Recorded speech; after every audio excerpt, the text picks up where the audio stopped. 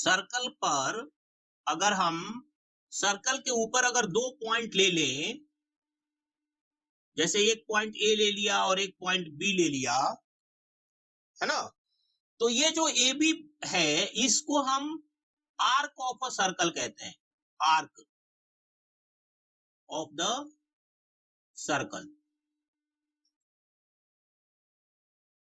इसको सर्कल का आर्क कहते हैं।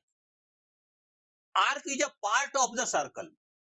आर्क जो होता है, जैसे बैंगल, कोई शीशे का बैंगल टूट जाता है तो उसके छोटे छोटे जो टुकड़े हो जाते हैं वो सारे आर्क हैं।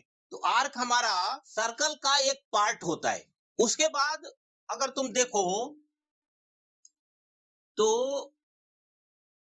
सर्कल में अगर सेंटर से 2 रेडियस ऐसे ड्रॉ कर दो, ए और बी, जैसे ओ ए और ओ बी 2 रेडियस ड्रॉ कर दो, तो ये जो पोर्शन तुम्हारा बनता है इसको हम सेक्टर कहते हैं, है ना।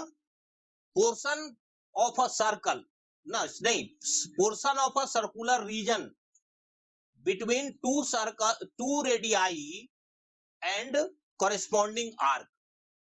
2 रेडियस और कॉरेस्पॉन्डिंग पार्ट आर्क के बीच का जो सर्कुलर रीजन है उसको हम सेक्टर कहते हैं, सेक्टर। और अगर हम 2 पॉइंट जैसे ए बी, 2 पॉइंट अगर हमने ले लिया ए बी, तो ये जो पोर्शन कटता है इसको हम सेगमेंट कहते हैं, segment. Part of the circular region between arc and corresponding chord. Arc और कॉरेस्पॉन्डिंग कॉर्ड के बीच का जो सर्कुलर रीजन होता है उसको हम सेगमेंट कहते हैं।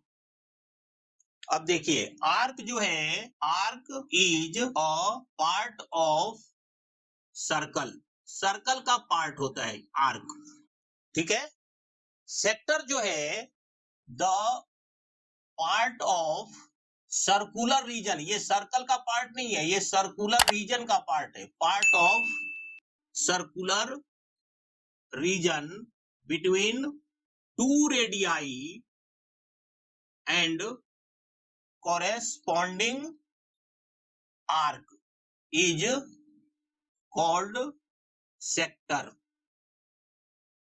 and the part of circular region between arc and corresponding chord is called segment.